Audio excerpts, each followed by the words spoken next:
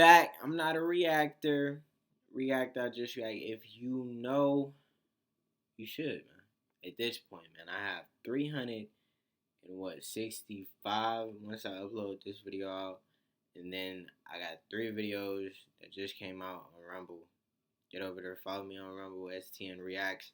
If you know, you know, man. But anyways, today, I know as y'all can see, I probably done read it, tracking climate change.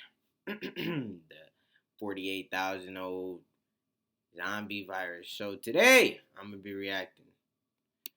And I know I cannot depict if it is real or fake yet. Seems kind of fake, I ain't gonna lie though. Just a little bit. Wyoming Climate Tracker. Scientists revive 48,500-year-old zombie virus buried in ice. Now, how can a zombie virus be buried in ice? How is that even possible? Is that even scientifically possible? I don't know, man. But hate it if you hate it. Like it if you like it, man. I'd highly appreciate it. Without further ado, let's get into it, man. Seem a little fishy. We have all witnessed the horrors of what one virus can do. The coronavirus brought the entire world to a grinding halt, and it took massive containment measures. She said COVID. On a global scale. Vaccines were developed rapidly to halt the spread of the virus. That was just one virus. At its peak also, its fatality rate was not more than 4%. And now, what would happen if the world comes face to face with an even deadlier strain of an unknown? Siberian permafrost. Oh no, that sounds terrible. Where's my phone at? Permafrost. What does permafrost mean? Frost. What in the world? A thick subsurface layer of soil that remains frozen through the year, occurring chiefly in polar regions.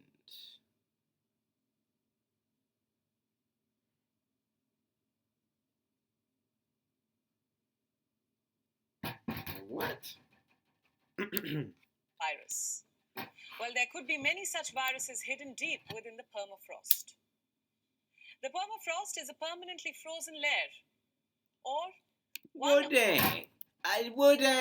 I didn't know she was gonna read the definition too. She must have had the script with her. Or under the Earth's surface, it consists of soil, gravel, and sand, usually bound together by ice. And now a warming planet is causing the glaciers to melt. Damn. What I mean to say is that our protective white layer is melting more rapidly than we can imagine.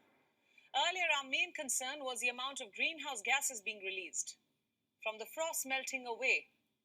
But now we have a different concern altogether. It is the release of dangerous ancient microbes buried deep under the permanent frozen zone. And this is according to... What did she say? Buried ancient what?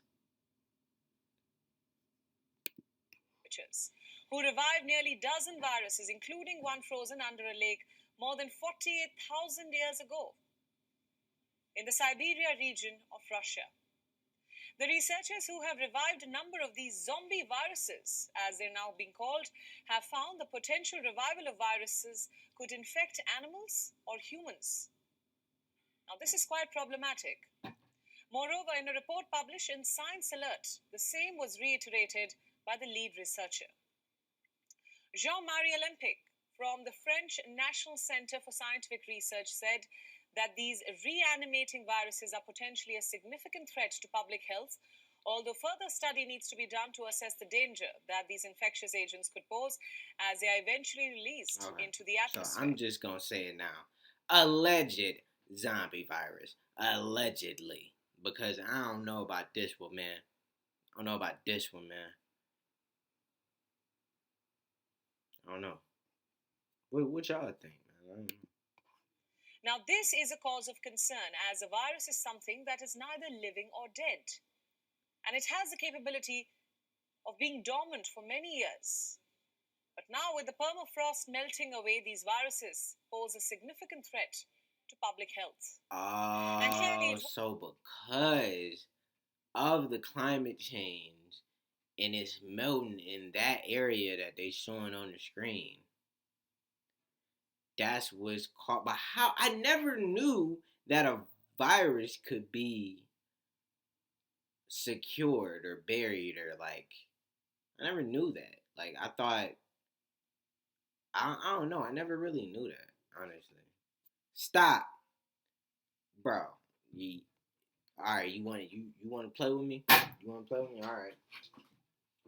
Play with me if you want to. I ain't playing with you. Chill out, man. You see, I'm trying to make a video right now, and you, bro, chill out. Think somebody playing with you, man. again shows the perils of playing with nature, and clearly more research is needed to evaluate the dangers associated with climate change.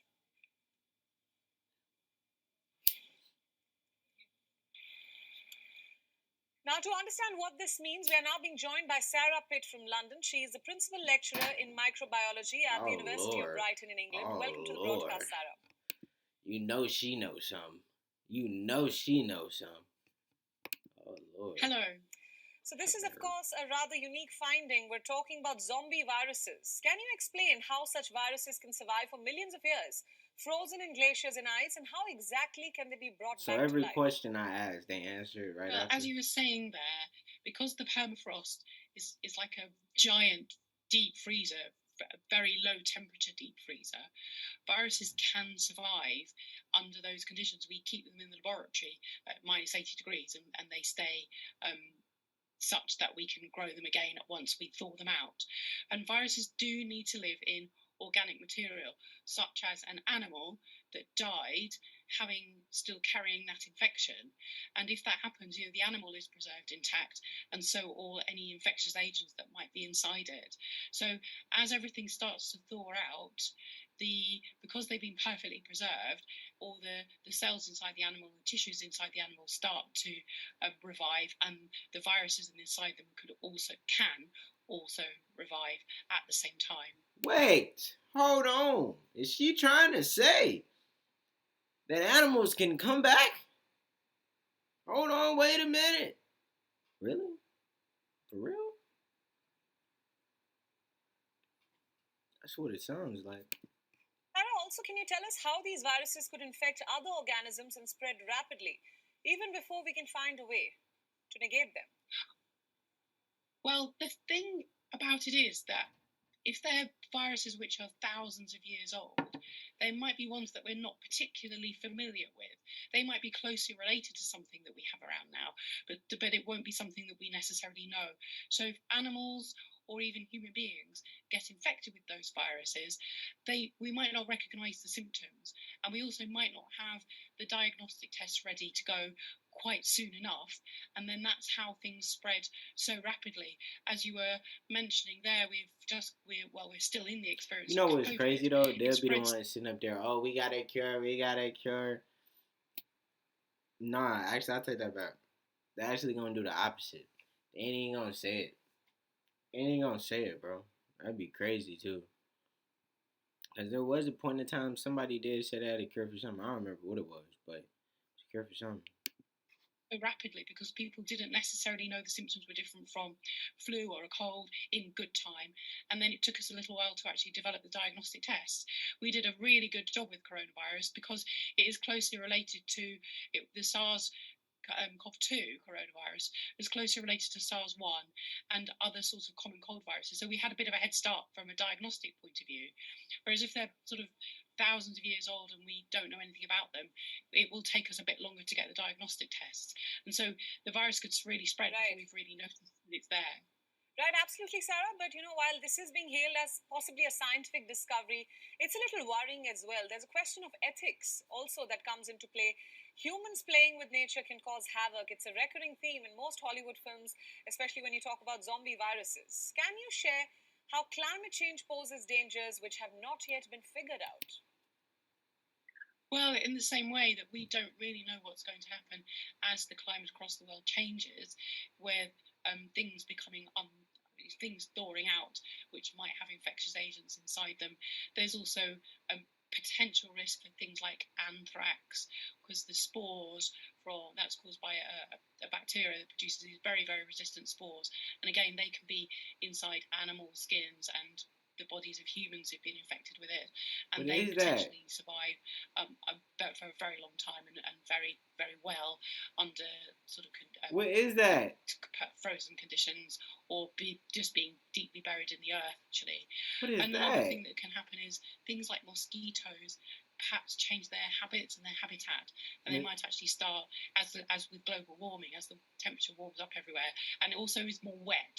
That the thing with global warming is, as we've all noticed, there's a lot more rain, and that's very good for mosquitoes. They could potentially, I'm not saying they will, but they could potentially spread around the world and take things like, I don't know, Zika virus or malaria. Oh no! Oh, wait, bro, what is wrong with her? Why would she say that? She trying to say mosquito, my bro. Chill out, chill. I said she had something to say, but mosquitoes? Man, that's the end of the video, man. She's scaring me. But if you stayed to the end, I appreciate you. If you didn't, maybe next time. I'm out, man. Catch y'all in the next one, man. I don't know about this one.